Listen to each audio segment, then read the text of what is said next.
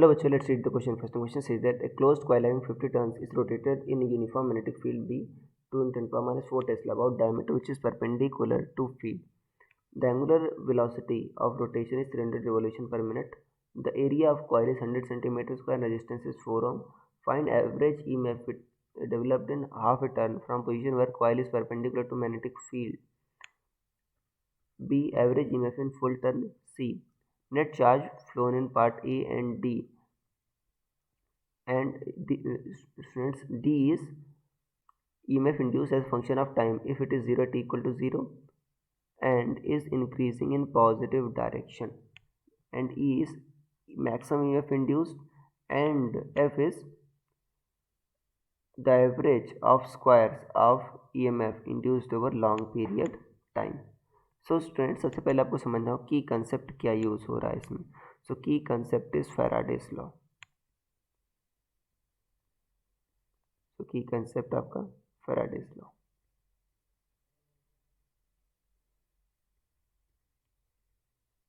अब Faraday's law क्या कहता है कि जो आपका एवरेज ईएमएफ होता है उसके लिए आप क्या यूज़ करते हो, ये एवरेज के लिए आप यूज़ करते हो delta phi by delta t.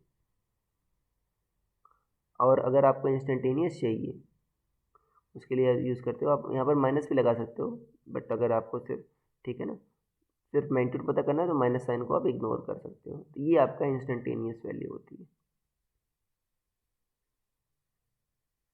ये आपका फैराडेज लॉ से आता है.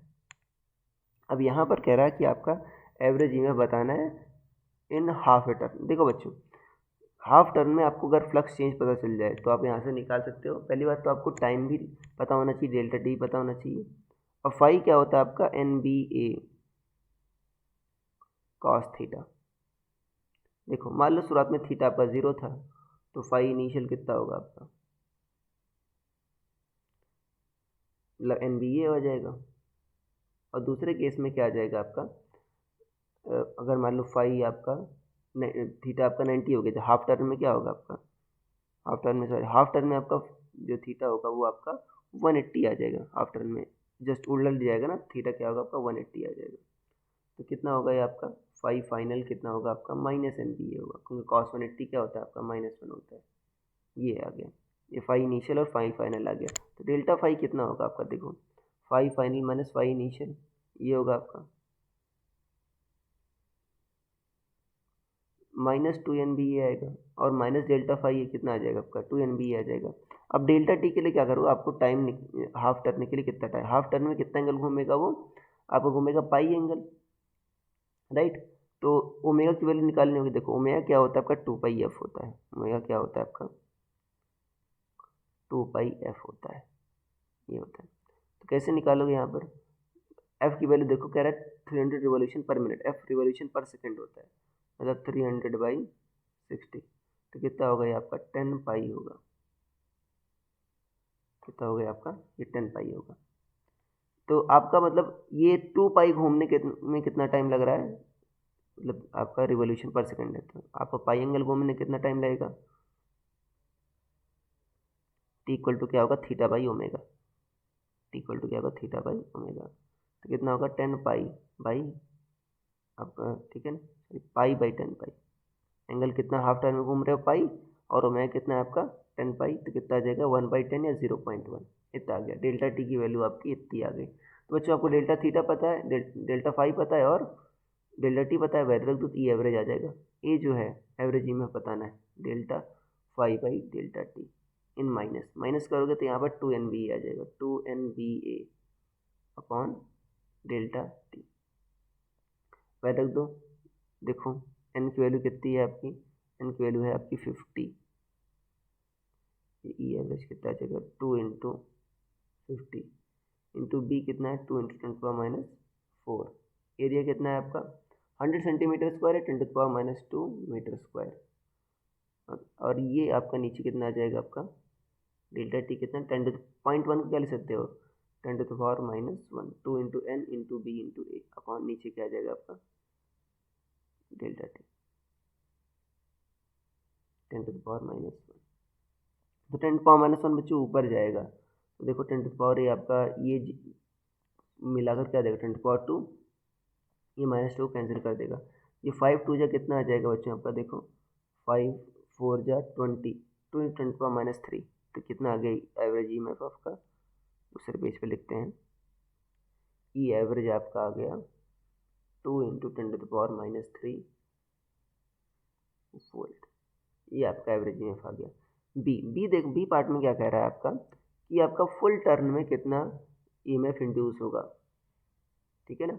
एवरेज EMF फुल टर्न में बच्चे देखो फ्लक्स आपका फिर से एंगल 0 हो जाएगा। फाई फाइनल क्या होगा आपका फुल टर्न, देखो फाई फाइनल क्या होगा आपका फाई इनिशियल होगा तो डेल्टा फाई क्या होगा आपका, डेल्टा फाई क्या होगा आपका 0 आ जाएगा। इस केस में डेल्टा फाई 0 आ गया, मतलब आपका ई एवरेज आपका कितना आ जाएगा आपका delta phi by delta t होता है, तो डेल्टा फाई 0 तो ई एवरेज आपका 0 हो जाएगा। बी पार्ट में आपका 0 आएगा। सी देख लेते हैं, सी पार्ट में क्या कह रहा है। सी पार्ट में कह रहा है आपका net charge flow in part A and I think net यहाँ पर बी होना चाहिए, ए एंड बी।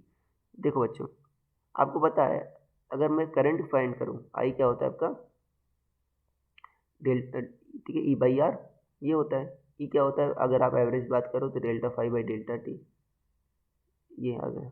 और क्यू क्या होगा, अगर total charge I delta t कह सकते हो, तो कितना होगा delta phi upon R delta t into delta t. तो देखो आपका डेल्टा टी से इंडिपेंडेंट हुआ, डेल्टा फाई बाई आर आया, ये आया।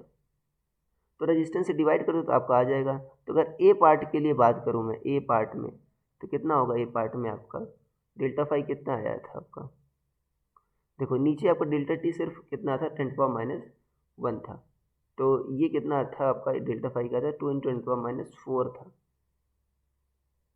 ये था।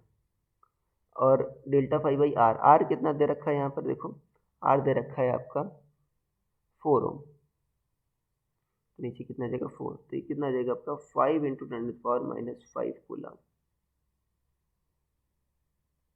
और दूसरे केस में आपका चेंज इन फ्लक्स ही 0 है, तो दूसरे केस में क्या हो जाएगा, बी में क्या आ जाएगा आपका चार्ज फ्लो कितना होगा आपका 0 होगा।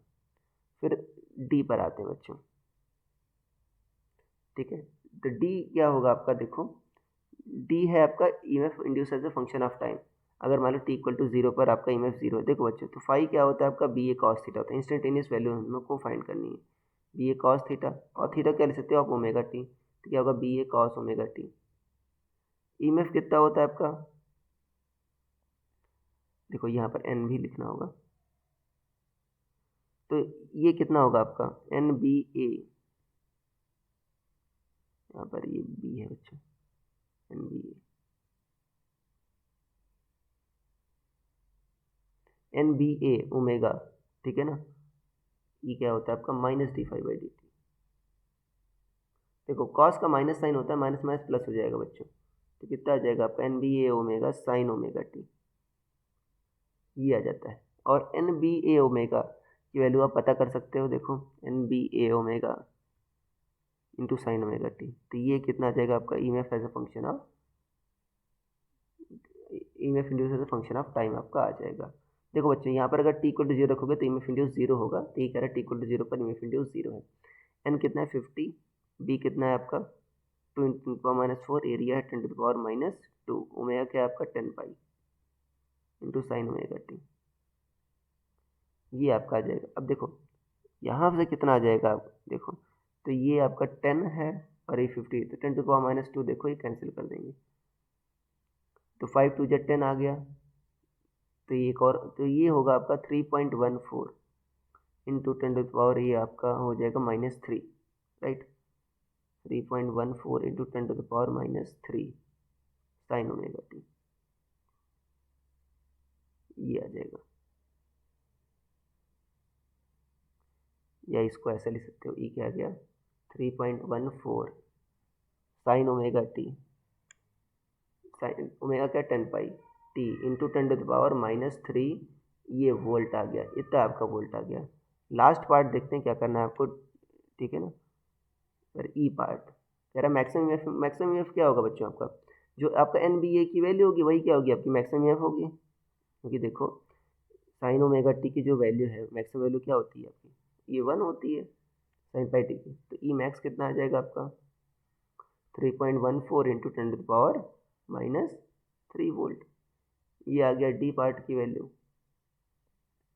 ई पार्ट की वैल्यू क्या कह रहा है आपका, average of squares of EMF induced over long period time. देखो ई स्क्वायर का आपको एवरेज पता करना, देखो तो ये आपको पता करना ई स्क्वायर क्या होगा बच्चों, आपको देखो ये E square d t upon d t, ठीक है ना। तो ये आपका देखो कितना आ जाएगा आपका 3.14 न्यूटन टू पावर -3 का होल स्क्वायर इनटू क्या होगा आपका, देखो ऊपर क्या आ जाएगा sine square omega T D t upon नीचे क्या आ जाएगा आपका ये डी टी आ जाएगा। तो देखो जो साइन स्क्वायर ओमेगा टी की बच्चों जो वैल्यू आती है, उसका जो एवरेज वैल्यू होती है वो होती है आपकी 1/2। तो जो इसका एवरेज वैल्यू आ जाएगा ये आ जाएगा 1/2 इंटू 3.14 इंटू ये 9.85 आता है, 3.14 इंटू 3.14 9.86 कह सकते हो, 9.86 इंटू 10⁻⁻6। तो 9.86 डिवाइड बाई 2 कितना होगा आपका 4.93, 4.93 इंटू 10⁻⁻6। ये बच्चों वोल्ट का स्क्वायर आएगा, ये आपका आएगा, ये आपका आंसर हो जाएगा। So I hope you understood it well. Best of luck.